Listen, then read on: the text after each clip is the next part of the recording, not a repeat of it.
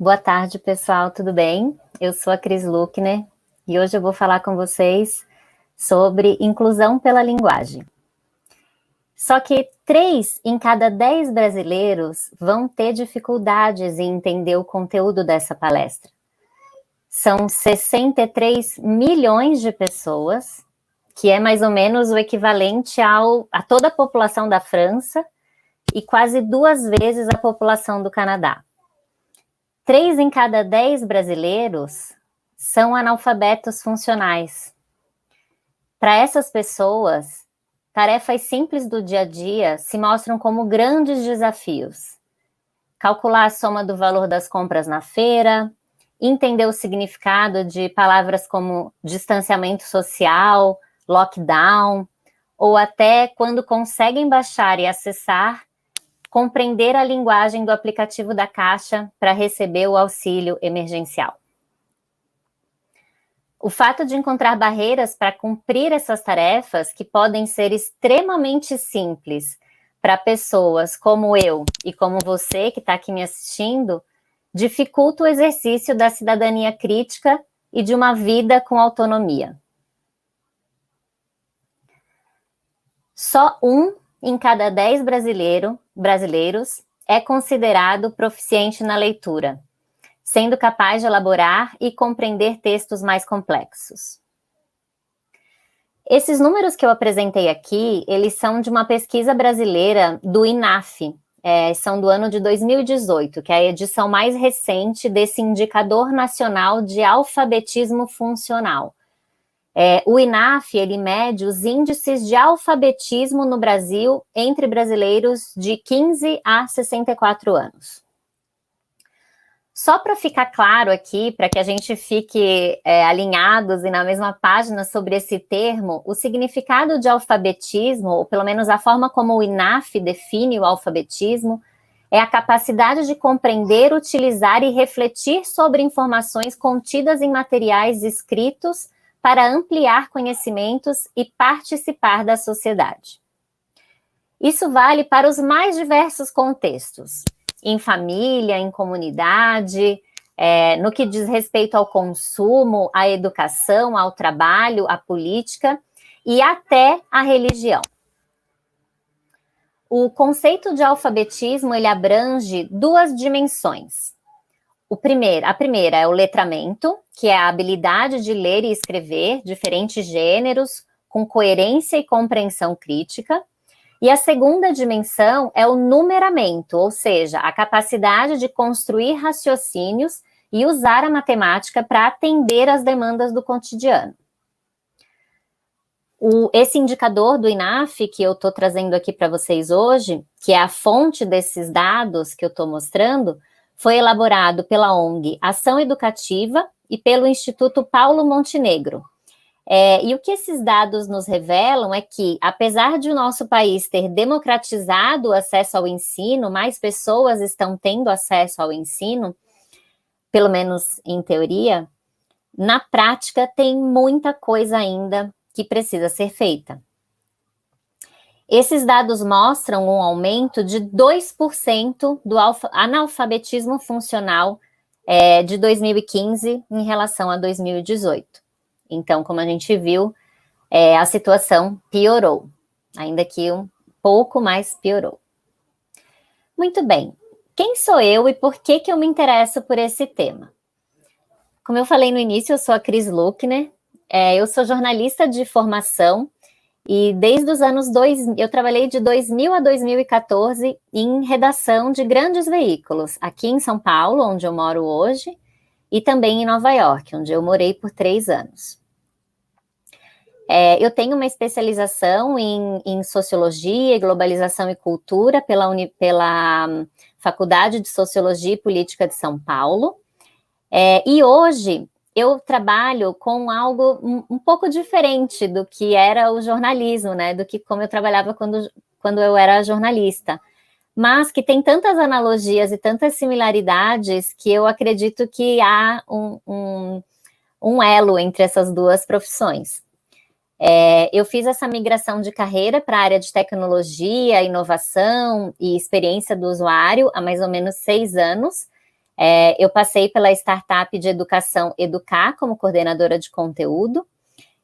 Depois eu trabalhei numa fintech americana do Vale do Silício, que se chama Intuit, como designer de conteúdo e Innovation Catalyst. E hoje eu sou estrategista de conteúdo para o UX Senior e UX Writer no Nubank. Eu fundei também a primeira comunidade de UX Writers do Brasil, aqui em São Paulo. Eu sou uma entusiasta e uma educadora de UX Writing e de outros assuntos relacionados a conteúdo e experiência do usuário. O meu objetivo em trabalhar com experiência do usuário, em trabalhar com inovação, tecnologia, continuar tendo esse foco em incluir pessoas, como eu tinha quando eu era jornalista, só que agora com o foco de resolver problemas, para que elas tenham uma vida melhor. E uma das formas que eu acredito de fazer, que é possível fazer isso, é pela inclusão, né? Pela inclusão pela linguagem. No dia a dia, como UX Writer, a minha responsabilidade é usar o design para criar experiências de conteúdo em sites, aplicativos, em produtos digitais. E o meu foco é sempre nas pessoas. O meu recorte aqui hoje, nessa fala que eu tenho aqui com vocês, é olhar para esses índices oficiais que a gente tem de alfabetismo no Brasil, entender as dificuldades de leitura e compreensão de textos dos brasileiros. É dessa inclusão que eu estou falando, dessa inclusão pela linguagem, de promover igualdade simplesmente por permitir que as pessoas entendam o que elas estão lendo. Quem entende, existe. Para que a gente possa usar a linguagem para guiar e informar e, quem sabe, promover mais igualdade, são 3 premissas básicas. A gente precisa ajudar essas pessoas a encontrar o que elas precisam, usando termos simples, claros, que façam sentido para elas. A gente precisa que, quando elas encontrem esse conteúdo, que elas entendam o que elas acabaram de encontrar, né? A gente precisa informar para elas onde elas estão, o que elas precisam fazer naquele momento e para onde elas podem ir a partir dali. E também a gente precisa ajudar essas pessoas a usarem o que elas encontraram, o que elas entenderam. Assim, elas vão conseguir atender as necessidades e vão alcançar seus objetivos. Como podemos seguir essas premissas básicas de encontrar, entender e usar? Se, como a gente viu, os índices de alfabetismo no Brasil são tão problemáticos. Quando olhamos os dados do INAF mais de perto, entendemos que ir à escola não é sempre um sinal de alfabetismo proficiente, né? A escolaridade, ela é sim um fator que explica o nível de alfabetização, claro, pois quanto mais alta a escolaridade de uma pessoa, maiores habilidades ela demonstra em lidar com essa linguagem. Um exemplo aqui, a porcentagem de pessoas que são considerados funcionalmente alfabetizados entre quem cursou o ensino superior é 3 vezes maior do que as pessoas que só concluíram os anos iniciais do ensino fundamental. Ainda assim, essas pessoas que concluíram os anos iniciais do ensino fundamental, entre elas, 7 em cada 10 são analfabetos funcionais. E só 1% pode ser considerado, de fato, proficiente. No ensino superior, onde, em teoria, aqui todos os estudantes deveriam ter alto índice de alfabetismo, um alto nível de proficiência, ainda é pequena a proporção dessas pessoas que atingem de fato esse nível de proficiência, são só 34%. E no ensino superior, são 66% os que têm dificuldade em entender textos complexos. Se a gente trocar um pouquinho a nossa ótica aqui, se a gente colocar a nossa lente em uma outra faixa etária dentre os brasileiros, se a gente olhar para os jovens estudantes de 15 anos que estão ativamente cursando o ensino médio, a situação também preocupa.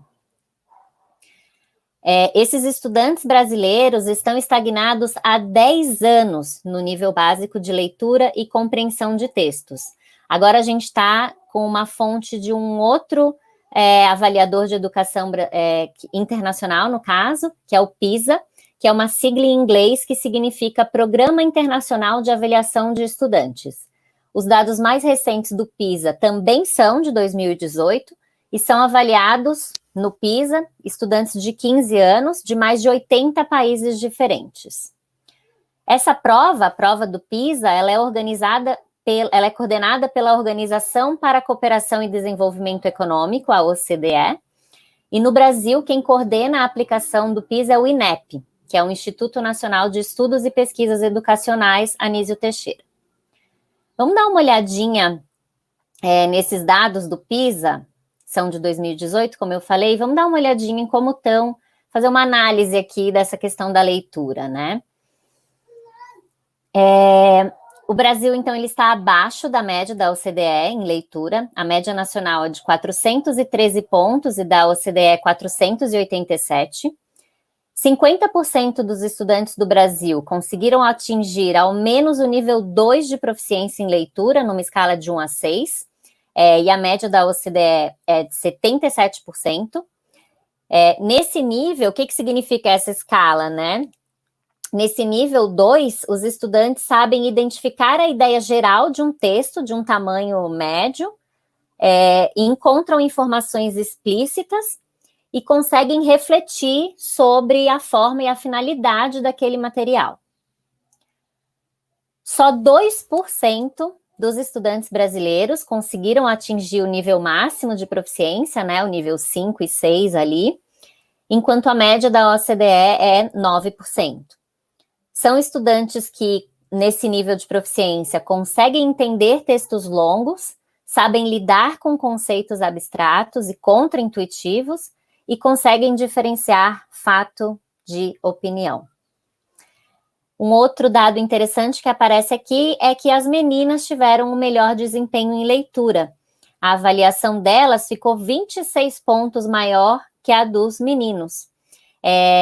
No Brasil, na média dos países avaliados pela OCDE no PISA, essa diferença ela é de 29 pontos. Em 2008, eu trabalhava na Folha de São Paulo e eu tive a oportunidade de entrevistar o diretor do PISA, o Andreas Schailer, e ele continua no cargo até hoje. Naquela época, em 2008, ele via com muita esperança os resultados apresentados pelo Brasil no exame do PISA. É uma pena que hoje, mais de 10 anos depois, a gente veja que quase não saímos do lugar.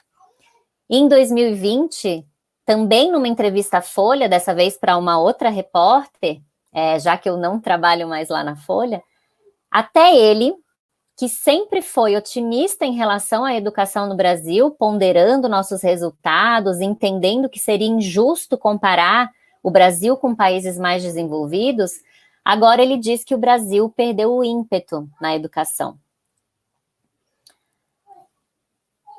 Os brasileiros, por trás desses números que a gente está vendo aqui, do INAF, do PISA, existem, eles estão entre a gente.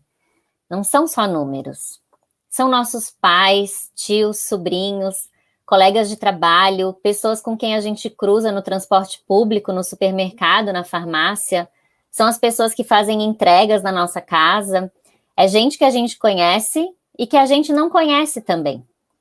Mas a mensagem importante e crucial aqui é: elas existem. Mesmo com algumas dificuldades, assim como elas ocupam espaços e convivem no mundo real, elas também estão no mundo digital, né? 86% delas usam o WhatsApp, 72% estão no Facebook e 31% têm uma conta no Instagram. Um dado bem preocupante é que 55% dos brasileiros, mais da metade dos brasileiros, acham que a internet se resume ao Facebook. Como a gente sabe, a internet é muito mais do que o Facebook e vai muito além das fronteiras do mundo zuckerbergiano. Na verdade, na internet, há mais de 1 bilhão de sites. E eu arriscaria dizer que em todos eles tem pelo menos alguma parte que tem texto. Então, como é que ficam esses brasileiros que têm dificuldade para ler e compreender textos? Como será que é o mundo digital dessas pessoas? Como é que é? Como é que será que é o sentimento de não ter certeza se a gente entendeu o que estava escrito numa interface? Imagina a gente olhar, por exemplo, para o site da Folha de São Paulo e ter essa impressão, como se a gente não estivesse entendendo nada. E olha que eu nem estou falando de não entender textos, por exemplo, de termos e condições, que são textos mais complexos, né? Para existir no mundo digital, a leitura é algo necessário. Às vezes é o único meio disponível para obter qualquer informação. Seja uma informação simples, seja uma informação mais complexa. Entre os jovens no Brasil, esses mesmos avaliados pelo exame do PISA da OCDE, que a gente acabou de ver, eles são considerados nativos digitais, certo? Eles já nascem e crescem grudados nos seus celulares. Para esses jovens, a leitura vai desde conversas com colegas nas redes sociais até pesquisas na internet. 90% deles disseram que participam de chats e conversas online. 83% declararam que fazem ou que já fizeram alguma pesquisa online sobre algum tema específico. 75% leem notícias online. E uma comparação aqui, por exemplo, com o jornal impresso, foi citado só por 18% dos participantes dessa pesquisa. 47% desses jovens disse que a leitura é um dos hobbies favoritos, enquanto 24% disseram que só leem por obrigação. O Brasil nunca teve tantas pessoas na internet. Quase 80% dos brasileiros já conquistaram seu lugar na rede. Entre as classes D e E, 57% da população está na internet. O uso da internet para comunicação entre as pessoas é o uso mais comum que essas pessoas fazem. Então, mais de 90% afirmam que já enviaram mensagens pelo WhatsApp ou já conversaram no chat do Facebook. 74% usam a internet para ver filmes ou séries, 39% fazem compra online, e esses dados devem ter aumentado, né, agora com a questão da pandemia. 68% já usaram algum serviço online do governo, e o curioso aqui é que o número de quem usa o serviço online do governo é maior entre quem tem mais renda. Ainda assim, essa inclusão, ela vem com exclusão, porque há 28 milhões de casas no Brasil sem conexão à internet. Isso equivale mais ou menos a 47 milhões de pessoas. O que antes era o lugar de status e um lugar valorizado na casa, onde ficava a televisão, agora esse espaço é ocupado pelo celular. Se a gente olhar para o quesito renda, nas casas onde havia acesso à internet, o ganho médio ali entre as pessoas, um salário, né, o rendimento médio por pessoa, era mais ou menos de uns R$ 1.800, que é quase o dobro do rendimento das casas daquelas pessoas que não acessavam a internet, que era mais ou menos, das pessoas que não acessam, é mais ou menos R$ 940. O celular, ele foi tido como meio preferencial de acesso dos brasileiros. Nessa pesquisa, as pessoas relatam que 97% usam o celular como meio para acessar a internet, que é um número bem semelhante ao número de 2017, que estava em 96%. E as pessoas, aqui esse dado de 97%, ele inclui pessoas que usaram o celular e o computador, tá? Se a gente for olhar só para o celular, 60% das pessoas utiliza só o celular para se conectar na internet. E o uso dessa ferramenta do celular, ele como meio único para acesso à internet, ele é mais comum nas classes mais baixas, nas zonas rurais e entre pessoas com menor nível de educação. Nas classes D e E, por exemplo, 85% dos usuários de internet se conectaram exclusivamente por smartphones. E esse número é de 78% entre as pessoas que têm apenas o ensino fundamental. O celular também, ele é um meio exclusivo de acesso, tanto para quem está na ponta da cadeia como mais jovem, como quem está no outro lado como pessoas mais velhas. Então, 65% das pessoas entre 10 e 15 anos se conectam pelo celular e o mesmo número para quem tem 60 anos ou mais. Nós somos o país do smartphone. Tem mais aparelhos de celular e smartphone do que pessoas no Brasil. Esses celulares são itens tão desejados e queridos pelas pessoas, chega a ser uma relação curiosa. Eu trabalho desde 2000 entrevistando pessoas por todo o Brasil, seja como jornalista e agora como UX Writer, e os celulares sempre aparecem na conversa como algo que as pessoas desejam muito, querem ter, querem comprar. Às vezes, esse desejo significa se endividar ou até gastar o equivalente ao salário de um mês inteiro só para comprar o último modelo de celular. Para a Box 1824, que é uma empresa brasileira de pesquisa de consumo, comportamento e inovação, o futuro será construído a partir do que eles classificam como a morte do gênero, da idade e da classe social. Ou seja, a gente não se encaixa mais naquelas classificações demográficas tradicionais, né? É a morte da tão conhecida tríade gênero, renda e idade. Olha só o que a Ilane Yacoub, que é uma especialista em antropologia do consumo, escreve no trabalho Horizontes Antropológicos.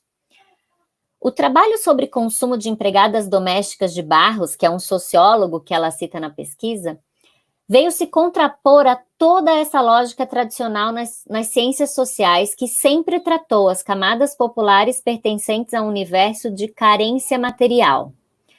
A antropóloga, ao pesquisar o universo das empregadas domésticas, percebeu que havia empregadas que viam em suas patroas modelos a serem seguidos, tanto nos hábitos de consumo propriamente ditos, vestuário, comida, estetização da casa, como no universo simbólico de querer o melhor para si.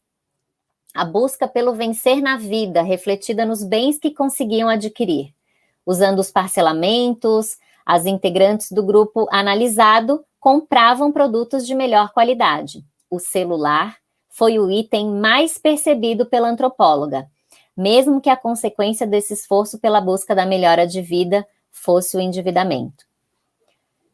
O celular, ele funciona como um indicativo de status, ele é um tema de conversa, de inclusão social. A tão conhecida política de crediário dos carnês aqui no Brasil dá essa possibilidade para essas camadas mais populares de participar mais da sociedade do consumo. Aqui, novamente, eu estou citando o trabalho da Ilane, e olha que interessante, né, essa fala que ela cita no trabalho, que é desse sociólogo Barros, que usar um celular, especialmente os mais modernos, implica em uma lógica de pertencimento, de sair da invisibilidade social a que estariam relegados sendo unicamente pobres.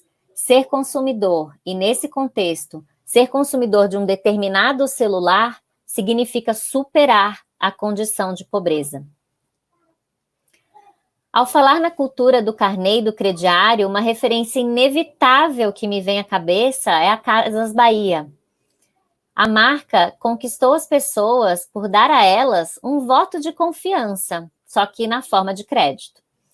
Pequenas parcelas, e o valor daquela geladeira ou fogão quase dobra de tantos juros. As Casas Bahia também ganharam a confiança dessas pessoas, pois usam linguagem extremamente simples, verbos conhecidos e com palavras muito recorrentes, com significados extremamente concretos. É aquele famoso, quer pagar quanto? Franziu o nariz aí desse lado?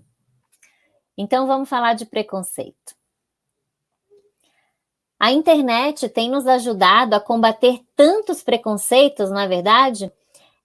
nos dando consciência sobre as mais diversas lutas e suas bandeiras.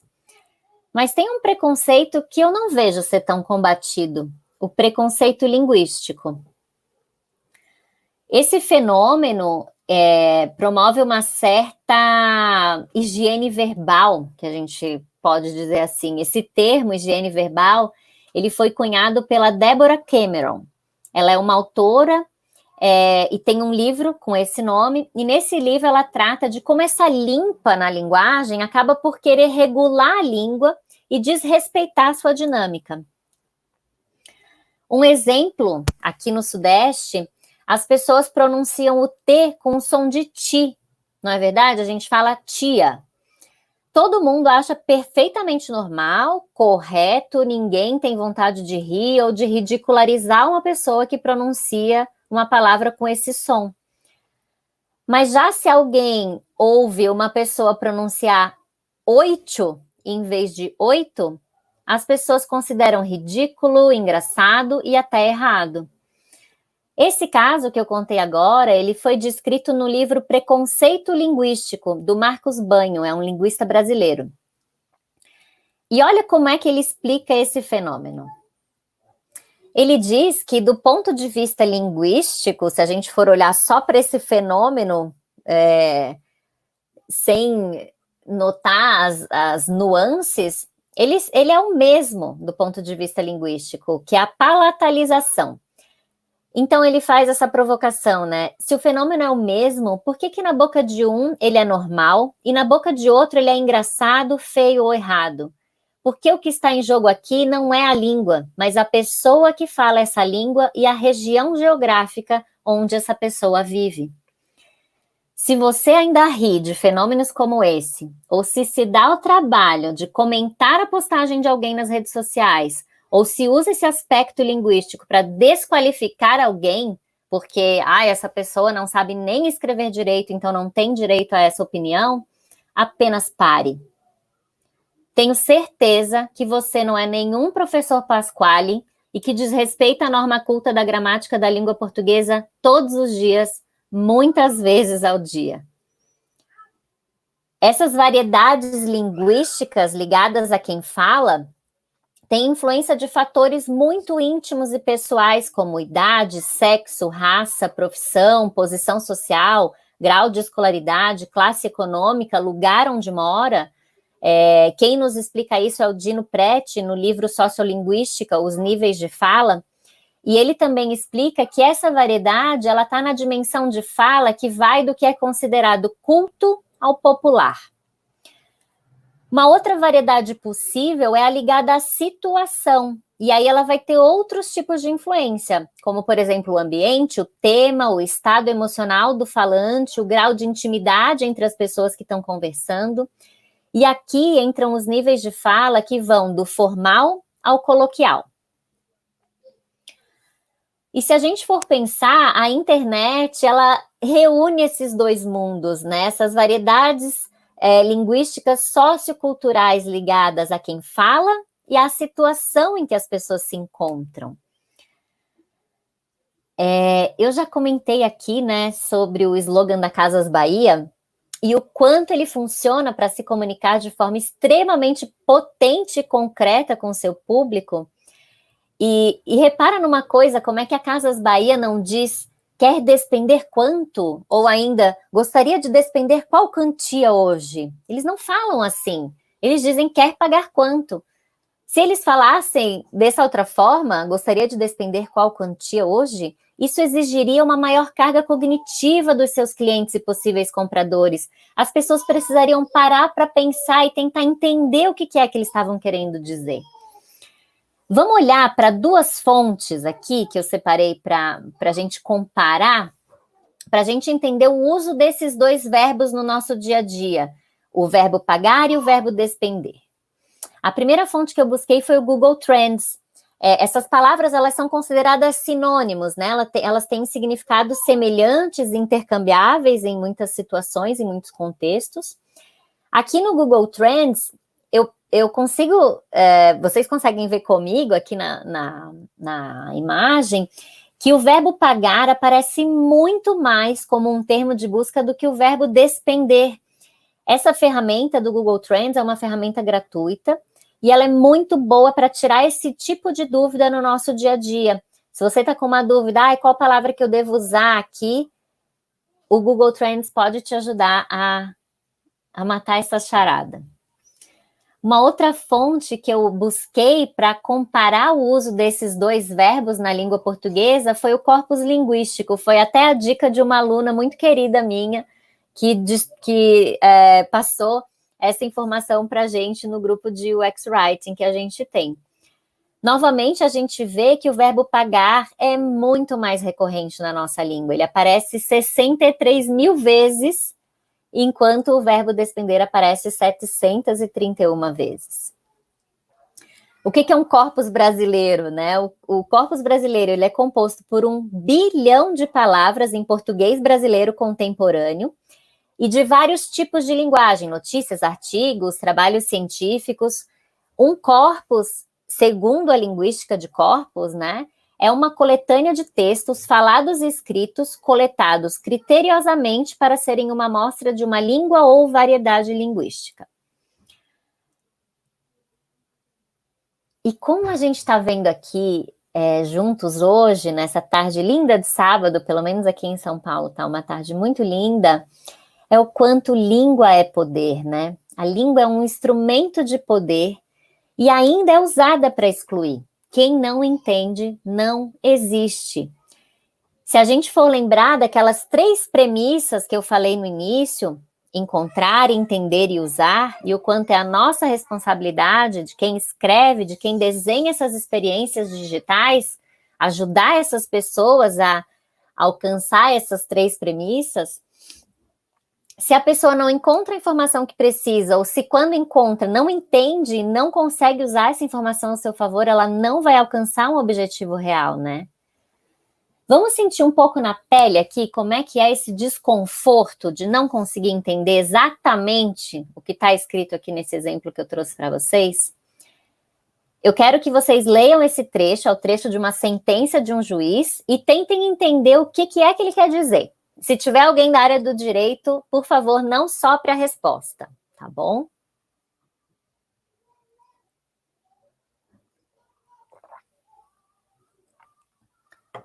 Difícil, né? Causa um desconforto. Para a maioria de nós, pobres mortais, a linguagem jurídica, ela é um texto complexo, né? O direito usa uma linguagem super própria e que, por ser difícil de entender para muitos como nós, acaba por fazer com que as pessoas não consigam usar a seu favor. E, na verdade, olha só como era simples o que ele estava querendo dizer. E um fato curioso aqui é que esse juiz em questão, essa sentença em questão, ele decidiu utilizar o que a gente chama de linguagem simples nessa sentença, de tão diferente e extraordinário, virou notícia de jornal. E aqui eu gosto de trazer essa brincadeira para a gente entender o quanto a linguagem varia, como ela vai do formal ao coloquial, do popular ao culto, e que existe espaço para todas essas variações, claro, mas pensando na maioria dos brasileiros, qual dessas mensagens seria compreendida por mais gente? Eu já citei um pouquinho, né, a linguagem simples, e eu queria contar para vocês que isso é, na verdade, um movimento para garantir que entender uma fala ou um texto escrito não seja tarefa árdua para ninguém. Esse movimento é conhecido como Plain Language, ou movimento da linguagem simples. Esse movimento nasceu nos Estados Unidos, nos anos 70, com uma iniciativa do governo federal de lá, que incentivou que os textos oficiais fossem escritos de maneira mais clara, como que estabelecendo o direito de entender como um direito básico dos cidadãos. No início desse movimento, o foco era em textos jurídicos e textos oficiais, textos do governo.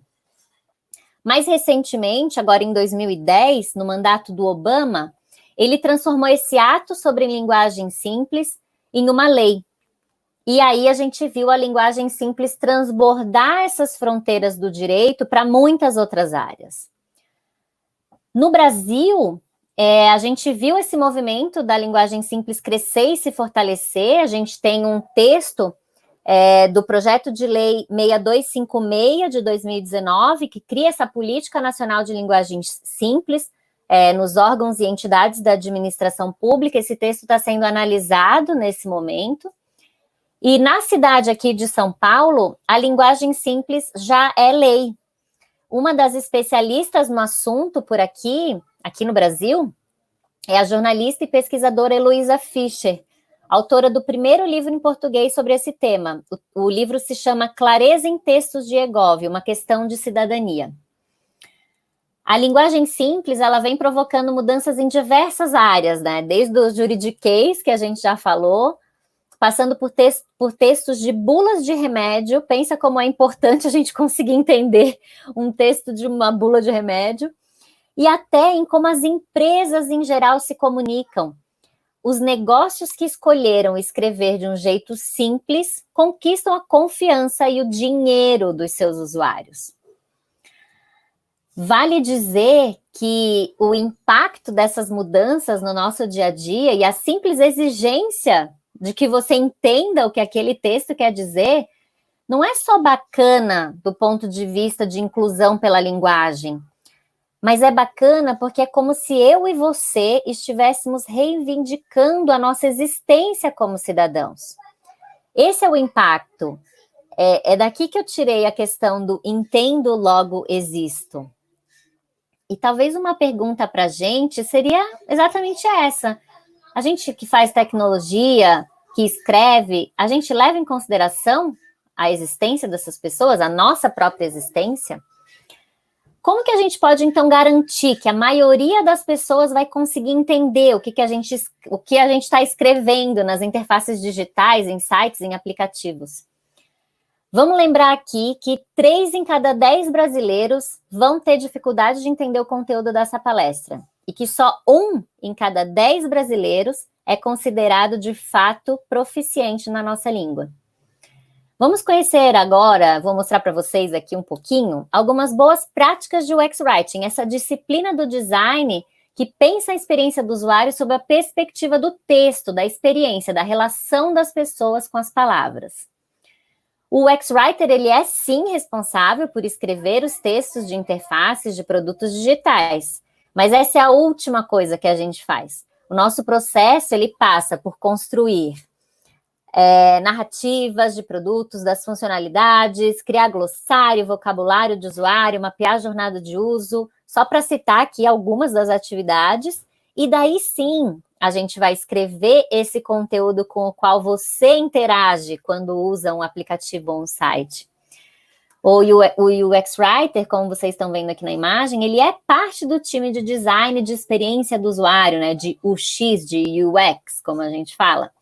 E no dia a dia, a gente faz parcerias estratégicas com muitas áreas e pessoas, dentro e fora do time de UX, né? A gente fala com os gerentes de produto, que são conhecidos como PMs, os Product Managers. A gente fala com o time de vendas, marketing, jurídico, e claro, com os designers e pesquisadores, os UX Researchers e os UX Designers. Tudo para que a gente possa garantir que a experiência de uso seja visual ou verbal, para que ela seja a melhor possível para essas pessoas. Ao longo da minha carreira como UX Writer, eu identifiquei alguns pontos que eu sempre levo em consideração quando eu estou pensando nessas experiências. Pense no conteúdo sempre desde o início, não deixe para pensar no conteúdo quando a solução estiver desenhada, todas as telas estiverem construídas e o fluxo estiver pensado. Não vai dar certo. Morte ao Lorem Ipsum, por favor. Leve em consideração o sentimento do usuário, como essas pessoas estão se sentindo quando elas chegam ali, para onde elas podem ir. Diminua o esforço cognitivo, ou seja, escreva de um jeito simples. Ninguém quer usar um dicionário para poder usar um aplicativo, né? Consistência é muito importante. Essa consistência de linguagem ao longo da experiência, ela vai fazer com que o usuário crie confiança no seu produto. Estabeleça uma conversa, ainda que a gente esteja falando de algo estático e não necessariamente de um chatbot ou de um assistente de voz. Mas é possível estabelecer uma conversa, falar a língua dos usuários. E faça sempre análises e testes para saber se o que você está criando, o que você está escrevendo, está funcionando de fato. Fazendo mais um desdobramento aqui, né, para a gente ficar num espaço ainda mais concreto em relação a como o UX Writer pode ajudar a atingir esse objetivo de incluir pela linguagem. Utilizando frases e palavras curtas, utilizando pronomes como você, procurar usar palavras comuns do dia a dia, como a gente viu nos exemplos, pagar, despender, quer pagar quanto, escrever o texto em voz ativa e garantir que esse texto esteja organizado de uma forma lógica. Aqui dá para a gente pensar naquela estratégia da pirâmide invertida, qual é a principal mensagem, o que vem depois, o que dá suporte para aquela mensagem e quais são informações que são bacanas, mas que poderiam não estar ali naquele momento se não forem fundamentais para o usuário entender o que ele precisa fazer para seguir em frente. Uma outra coisa interessante aqui é também pensar, por isso a nossa parceria com os designers de produtos e UX designers, pensar em como todo esse texto vai se dar de forma visual, para que fique mais fácil de ler, de interagir. É interessante a gente perceber, que depois, se vocês ficarem curiosos, busquem pela pelas diretrizes da Lei de Linguagem Simples aqui de São Paulo, tem muitas semelhanças, como, por exemplo, testar a linguagem, usar uma linguagem simples, reduzir essa comunicação complicada, enfim. Então, como é que a gente pode saber se a gente está no caminho certo, se a gente vai conseguir incluir as pessoas pela linguagem? A gente pode usar o teste de close, que é um teste usado para medir a compreensão de um texto.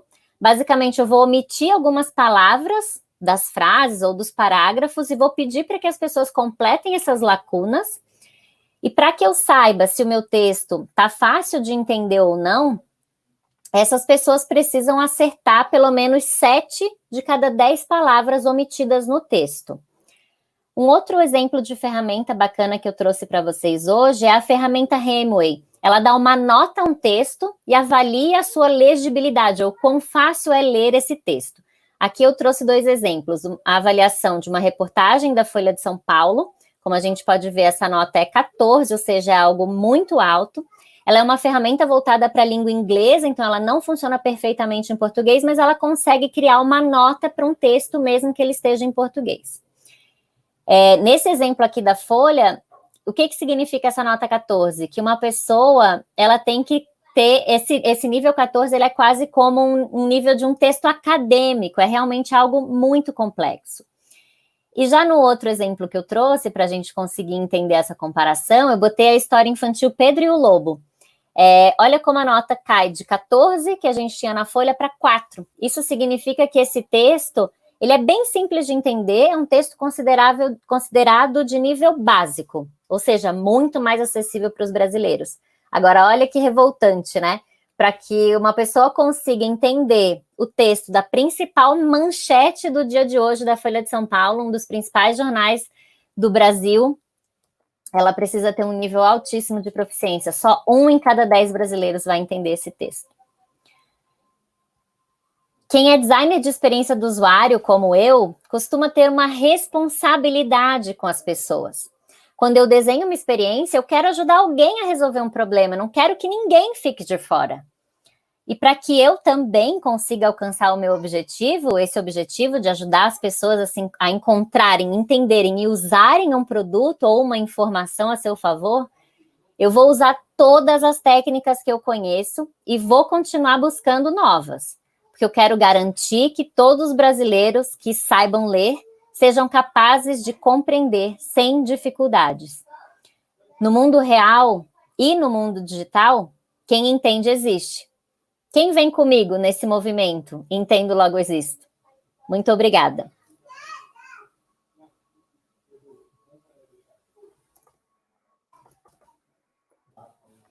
Agora, eu vou deixar a gente tem alguns minutinhos e eu estou aberta para responder alguma pergunta que vocês tenham.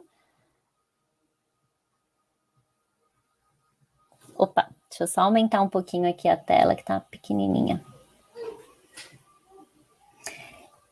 Ah, da Bianca. Cris, já fez dupla com o UX designer no desenvolvimento de um projeto com algum outro profissional? Sim, eu costumo trabalhar bastante próxima de profissionais de UX design. Eu acredito que é a melhor dupla para que a gente consiga entregar uma experiência incrível para as pessoas, né?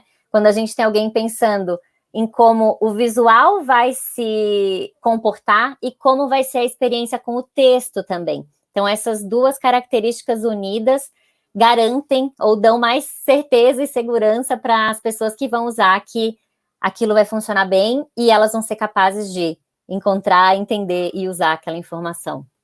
Obrigada pela pergunta. Fabiola, qual sua opinião sobre colocar gírias nos textos? Pode trazer mais atenção e mostrar intimidade entre o consumidor e a empresa, mas algumas pessoas podem não entender. Fabiola, acho que você mesma já respondeu. Eu acho que em relação a usar gírias, tem a ver com a marca, é uma marca jovem? Eu falei aqui durante a palestra da importância de falar a língua do seu usuário. O seu usuário usa gírias, fala gírias no dia a dia? Bora, então, você pode, então, usar essas gírias também no seu produto. Agora, se você vai falar com uma audiência que não utiliza essa linguagem e você for utilizar gírias com essas pessoas, aí a confusão está criada. Sandra, como começar no UX-Writing em canais que pensem a inclusão como aspecto? Bom, como eu comentei no início também, o meu recorte de inclusão hoje aqui nessa palestra é falar dessa inclusão pela linguagem, ou seja, em que a gente pense num texto tão fácil que vai incluir a maioria dos brasileiros, que os brasileiros que saibam ler consigam compreender o que está escrito ali. E aí, então, trazendo essa sua pergunta para esse meu recorte aqui de hoje, onde você estiver, você pode praticar o UX Writing pensando em inclusão de linguagem, praticando essas técnicas que eu mostrei aqui hoje, utilizando esses testes para medir se o que você está fazendo está funcionando. Então, não acredito que exista uma restrição em relação a isso,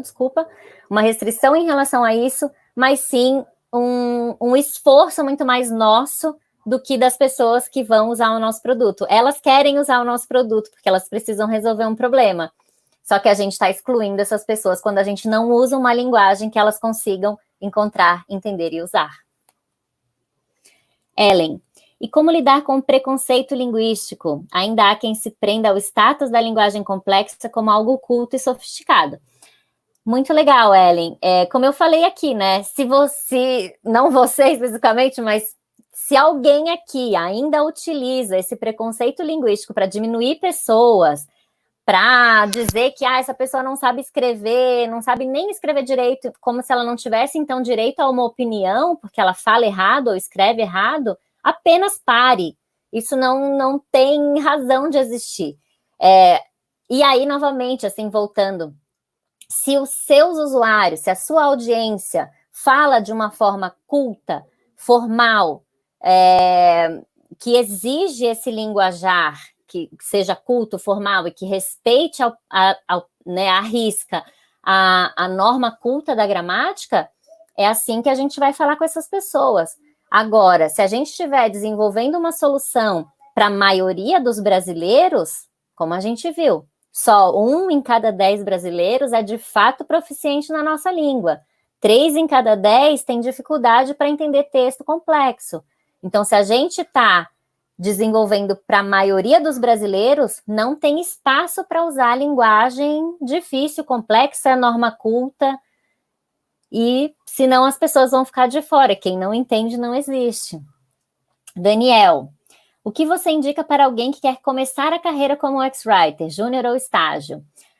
Bom, uma coisa que eu acho muito bacana eu estou acompanhando essa área há mais ou menos uns 4 anos aqui no Brasil, é ver o quanto essa área se desenvolveu, cresceu, ganhou interesse das pessoas, as empresas estão contratando, então eu tenho visto que sim, há vagas no mercado, tem profissionais muito qualificados já exercendo essa função. Eu acredito que para quem está começando, é ser um pouquinho cara de pau, sabe? Se arriscar, chegar, bater na porta, às vezes fazer algum estudo de caso, pesquisar algum curso na área, que você possa ter esse primeiro passo para ganhar um pouco de velocidade, ter alguma coisa para mostrar, para daí colocar esse pezinho aí na porta.